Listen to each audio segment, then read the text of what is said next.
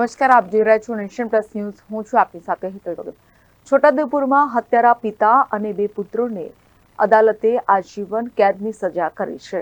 છોટાઉદેપુરમાં 28 વર્ષના કુલસિંહ રાઠવાની હત્યા કરાઈ હતી, જે અંગે પોલીસ ફરિયાદ નોંધાઈ હતી. પોલીસે ગામના જ 3 લોકોની હત્યાના ગુનામાં ધરપકડ કરી હતી.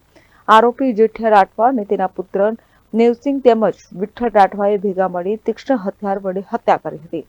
આ કેસ કોર્ટમાં ચાલી જતા સરકારી વકીલ રાજેન્દ્ર પરમારની દલીલોને કોર્ટે ગ્રાહ્ય રાખી હતી.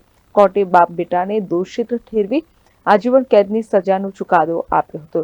કોર્ટે દરેકને 10-10 હજારનો દંડ પણ ફટકાર્યો છે.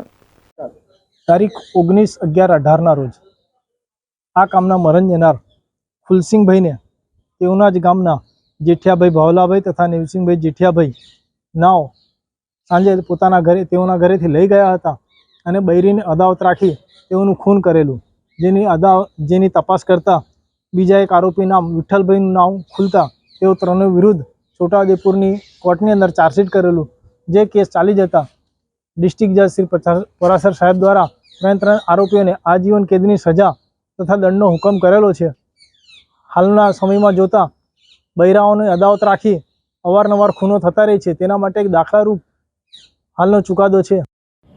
Rehan Patel, nation plus news, Chhotaudepur. સમાચારોના સતત અપડેટ મેળવવા માટે અમારી નેશન પ્લસ ન્યૂઝની યુટ્યુબ ચેનલને સબસ્ક્રાઇબ કરો, બેલ આઇકન દબાવો અને જોડાયેલા રહો ફેસબુક, ઇન્સ્ટાગ્રામ અને ટ્વિટર પર.